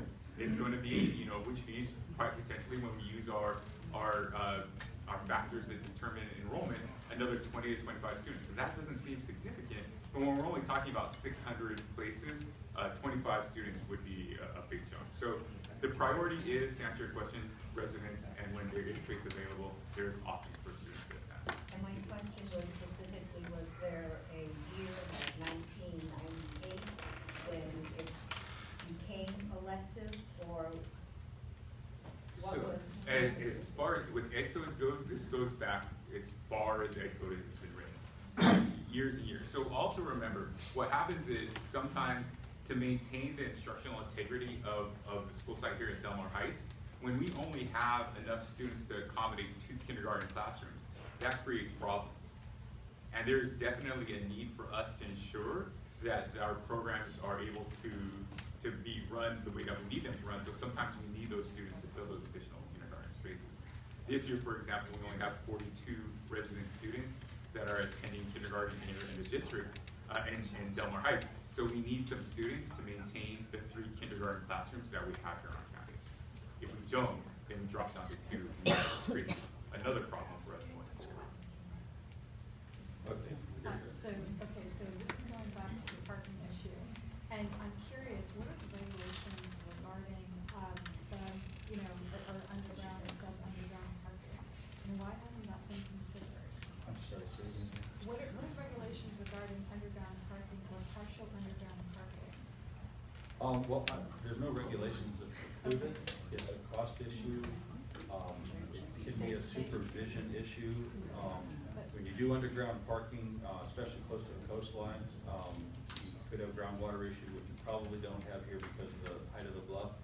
But you definitely have ventilation systems and things like that that are difficult. We don't see structured parking on schools typically, except once in a while at high schools. And those are usually open structures as opposed to underground structures. It's pretty cost prohibitive to do it. But, there's no law that says you can't do it if you have enough money. Yes? Thank you. I had a couple of points here. One of mine is, I wanted to share, I don't know who here has seen the San Diego Jewish Academy off the 56. Anyone's familiar? But my kids go there during the summertime for Gateway Summer School. And I think you guys actually might have done their preschool playground. But anyway, when I first went there, it's a beautiful campus, it's new, so it's got a lot of like great things built in. I saw their parking with a kind of a loop, and I actually during the summer put it on my to-do list to talk to you guys about this because it looked fantastic. I was like, wow, they really thought this through. I was taking mental notes for us. Then the first day of pickup happened, and it became like a Mad Max situation, and people were screaming at each other. Cars were hitting it was really bad. And so I thought to myself, like, they thought this through, but they obviously didn't plan on certain things like if these cars on the side there are backing out, someone wants to leave, right when there's all these cars are queued up, little things like that. So I just wanted to point out, because that school at first glance looked like perfectly planned out to me.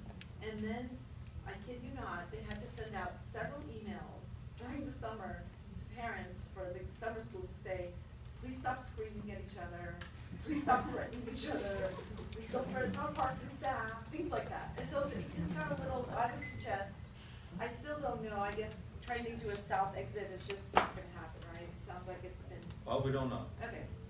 Jury's out yet. To me, that's like the most logical solution, but what do I know? So I'm just saying, that looks so pretty, but then I remember the Mad Max situation over the summer, and I'm like having flashbacks.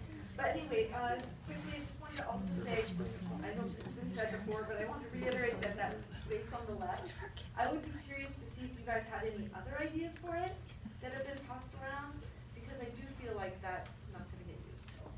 And lastly, the aesthetic. So I know it looks like super trendy right now and really cool. I would just ask us to maybe not have it look so much like the Civic Center. I know it looks, again, very trendy and very cool, but this is a school. I'm not so much into like trendy. I'm more interested in our kids seeing softer angles, some color, because the research shows that that really works with kids and makes them feel safer if they see curves versus sharp angles. So it was something I think that one of the teachers showed us in Well, the TED it's Talk. good impact, and if it's any consolation, it's not done. Yeah. Yeah, and at this stage, we don't even try to start tackling the color thing yet, because just getting the massing and the forms to work is enough controversy in itself, so we can take all that into account. It Yeah. looks very sophisticated, but I mean, I'm just like, yeah. I get it, and I don't think we're done exploring some of those ideas. Yes, sir. Yeah, let's go down and take a look at where the emergency is going to be. You mean this sketch or the site plan? That's fine. Isn't that in Torrey Pines Reserve? Aren't you coming up in Torrey Pines Reserve? No, the existing cul-de-sac line is right here. So we're just accessing the public street. Right, but the boundary for Torrey Pines Reserve, because I live right there. Oh, it extends up to a certain point in here. Yeah. There's an issue. Past where you have the road. There's an issue, and we don't know exactly where the extent of that map is, but it's one of the many things associated Yeah, with there's this a, southern there's a exit. big survey post there. So I think we do know where it is. It says welcome to Torrey Pines. It says welcome. to That Torrey one? Pines. That's the one I mean, with the stake. Yeah. Oh, sure. Couple of things. One is, when you show pictures of the view from near Montana across to the ocean, you made it look like the buildings were gonna be real close. Well, by the time you build the driveway going in and the extension of the buildings, they're gonna be interfere with the view a lot, okay? The other thing, I just wanted to point out a few things. I was in the Torrey Pines Community Planning Group for 6 years, and all those 6 years, we tried to get a park in this area. All those 6 years, and somehow we didn't have the funds to do that park. So what do people do? They go to this place, whether it's a school ground or not. The other thing is, as far as the parking goes and the drive-through, can you go back to that one? I'll just say, from the standpoint of what we made it look like, this is an actual simulation from our model, so it's fairly accurate based on what we have designed today for whatever that's worth. I don't think you have enough of the view from further south. Okay, let me look at that diagram that shows the whole building. Yeah, we can find the site plan again. Let's see. There it is. Okay, the building that everybody keeps talking about, or the grounds to the left, Yeah. you did that plus the fancy little walkway. It looks pretty, but I think it would be much more nicer for the neighborhood, and it wouldn't hurt anybody on Bokita if you did some of the turnaround there and parking there, and eliminate some of all this parking. There's how many hundreds of little spaces where you're gonna park cars? What if you're in the turnaround? So we have 90 spaces, which is What what a we need. waste, what a waste. What a waste of our investment and of the use of the school and the planning. I'm sorry. If you didn't went over on the left and use that as parking area, wouldn't that say that you were going to use for both Beer, Bokita, and near Montana? Well, we studied it. We still need queuing space in order to make it work, because the queuing from here to there doesn't get very many. That's pretty much what you have today. Plus we have a student safety issue. Students coming down Bokita, the only way they can get to the school is they have to cross the parking lot and the traffic to do it. And that's a total safety issue. Do a sidewalk along that? Well, we did, but like I said earlier, I don't know how many kids are gonna get here and walk all the way around to get to this point, or how many are gonna try to cross, and we can't do social engineering through architecture, so I can't anticipate what kind of behavior kids are. I can judge what I've seen. So you're gonna have all that lane coming down and parking, and that's not gonna cause other problems? I think it will. And what you're saying, where they're gonna have all that parking going down the edge parallel to Montana, be a problem too. Yeah. I have a question. Yes. So, it sounds like everybody wants more green space, but then also everybody has a problem with the park up at the front. So like, does everybody want the green space in one place? Like, I don't understand. Well, that's not accessible to students during the day. But the community wants it for the They community. want a large field, basically, like what we have now. You can't break it up. Coach Philip, when he was here, he was really okay. We have about 10 minutes left. Can I pull us back together? Because if we end up in everybody calling out, then we're not going to, we still have about 10 minutes until 7 o'clock. I want to make sure that we get to the folks with their hands up. And I know this gentleman's had his hand up for quite a while. An educational question regarding special needs, which has been mentioned. Can you point out the facilities, the classrooms that are dedicated to special needs in particular full time? Yeah, there's actually three. There's well, I noticed OT, I noticed speech. There's you know, occupational therapy, adaptive PE, speech therapy, and then we have two. We have an STC classroom, and RSP classroom that are sort of centrally located among all of the learning villages, so that they're integrated.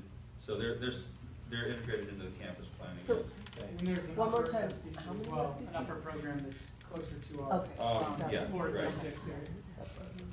So we have the two programs, kind of more in the pods where the students are typically.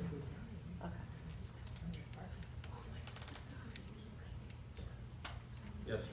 Just out of curiosity, back to the earlier meetings, were you guys able to get that canyon land back from the preserve that used to be, like where the amphitheater in the canyon is? I'm thinking it's a non-starter. No, okay, I was just curious. We didn't really ask topographically, other than making an amphitheater, you could spend a lot of money, even if you could get it back, trying to make it usable. Yeah. Yes. Are there supposed to be classrooms for the after-school care? Yes, there are. I'm not sure where they are, and They're I'm right here. wondering if you're gonna end up using. They're right here, and they have direct access here. I see. Yes, yes, sir. So really, 3 quick points. One of the consistent themes that you're hearing with respect to green space, not enough and unusable upper left, is the building down at the very bottom, the south end, that extends way out past the view area in the cul-de-sac. That building cuts a lot into what the current aesthetic is with green space. And people are suggesting maybe there should be a building up in the upper left. And so a swap, I can't figure out how you do it, but a swap of those two things actually addresses a lot of the concerns that you're hearing. Second point, early on in one of the meetings, you talked about having green roofs as opposed to metal roofs. I'm wondering if that's been dropped or if that's still on the table. And the final point, and that was a question, but the final point is, with respect to a southern exit going back along Mira, Montana, if you park one car on Mira, Montana, you cannot have two-way traffic. The street is just too narrow. So it's that in addition to the grade. Well, we know one side's painted red, and if we put traffic on there, the other side might have to be painted red too. And that's part of the issues we've had to think about. The conversation right now really is about a emergency exit. So we realized that this is really, we're looking more on the emergency because we have had situations where we need to get people in. And while there's been a lot of talk about queuing and people dropping off, I've run a school and we do have longer drop-off spaces. And part of it is, while yes, in a summer program you may have routines that aren't there, we set up routines, we get people moving through, and we will have this set up such that there is a queuing lane, there is a passing lane, and there's a returning lane. And every school that I've worked at, and I've been principal or assistant principal at 3 of them, we have had to move traffic down, but then you have people dropping off, they get out into the passing lane, the others move up, and it makes it move a lot more. Right now we have 12 queuing spaces, and it's impossible to get people off the campus. And so one of the key issues that the community brought to us is, and it's been brought up tonight, is that we need to get cars off the campus. And there are 2 things we have to do. We have to increase queuing, and we have to increase parking, because as we've stated tonight, there is not a lot of parking in the community. We're having people who are parking in ways that are causing problems. So we do need to increase the parking and the queuing. I recognize, and we've heard some of the concerns and the issues that you put up that we can look into, but I will say that we can run a school in such a way that we are going to be able to pull queuing down, we're going to be able to expedite traffic, and it will dramatically impact the turnaround time of getting students into the campus and out of cars. Okay, can you answer the question about the green roofs? We talked about exploring that. We haven't really gone any further with it. It's expensive. We're not sure if that's gonna fit in the budget, but we haven't really had much conversation about it since that early speculation. So it's not that we can't continue to discuss it and see if there's some potential there. To move the stuff at the bottom up to the top. No, he's talking about putting green roofs on the roofs, as opposed to other. The issue with the corner up here, if you, just the physical size, by the time you get setbacks from, that's the edge of the slope. There's really not much buildable area up there. So we thought the best use probably likely would be parking, but we have a safety issue. And so if we keep it open as green space, it really becomes a community asset. It's sort of outside of a logical security boundary of the campus. So it becomes difficult to get from the campus to whatever is up there and back. From a site management standpoint, it's not ideal, and it's too small to build much of a building up there. So what would you put as a satellite use up there? And I'm not sure what it would be other than maybe administration or maintenance or something along those lines, which could be small, but then they would be disconnected from the campus as well. I have a solution. So at the end of the day, that opens. Let's hear it. So I just have a solution because everybody's worried about that little green space. Our community, we have no tot lots anywhere. And I think a little tot lot that we do community funding for people, if they walk their kids down, they can play with their little kid while they drive. I think it would be a great use for a tot lot. And I'll talk to Holly about it. Well, those are good points, because as you can tell, we haven't really programmed. We identified it as open space. We thought, okay, so it's really something that could benefit the community from opening it up to the canyon and having it outside of the campus security and so on. But is it programmed as a passive park? Is it programmed as a tot lot? You put nothing in there but turf so that you can kick a ball around? I don't know. We haven't really gotten to the point of programming that space and thinking what would take place there and how will it get used and what's the best use. Primary concern is the southern building, the way that it's close.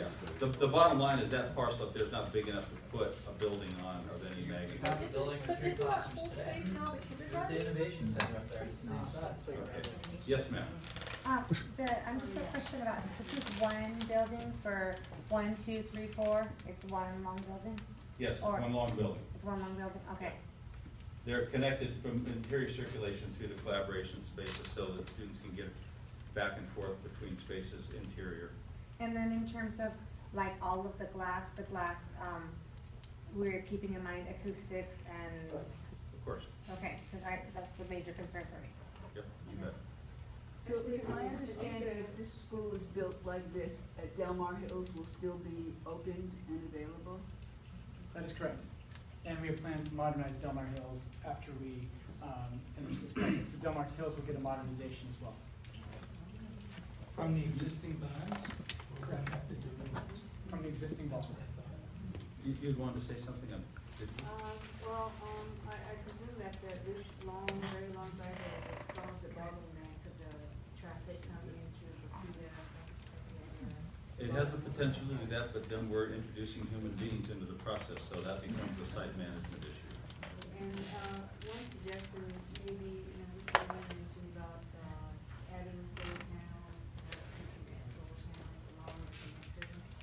And, having it on the roof because maintenance doesn't, potentially cost. Can I just speak to that quickly, John? We are in the process of selecting a group that will help us and then being able to bring that to the board to be able to help us look at analysis district-wide. Because one of the identified priorities of the school bond is to be able to use solar to help reduce energy costs and have less impact on the general fund. So that's something that should be coming shortly, and then this will be part that we'd also have all 7 other current schools, because it's a district-wide assessment that we'll need to do rather than just one site at a time. Oh, excuse me, she had her hand up first. Isn't that whole area that is now like park space up there, isn't that where we already have the kindergarten playgrounds and the kindergarten classrooms? That's a pretty large area, isn't it? Well, when you think in terms of a collaborative campus where classrooms are not isolated and separate from everything else, taking a couple of classrooms and putting them up on that pad disconnect for the rest of the campus really doesn't work very well. And from a supervision site management standpoint, now the kindergartners are a lot farther away from food services, from the administration and things like that. So there's some site security issues associated with it, and there's just some functional aspects of creating a learning environment that don't work very well when you isolate a few rooms like that. Unless you move the action part up a little bit, then you could turn it down around the whole open area. Yes. I just have a question. I know we were talking about emergency access, and we were talking about does the site still allow for a helicopter to come in? Well, they can land anywhere they want, I guess. Yeah, there's the space and solutions. Yes, yes. So, last July, about 2 months ago, I had a half-an-hour conversation with Mr. Phillip, the PE teacher here. He'd been here, my kids went to school here, started in 2004, and they loved him. And he's been a giant resource for this school. And I think the next one of these you do, you should bring him. Because I talked to him for 5 years.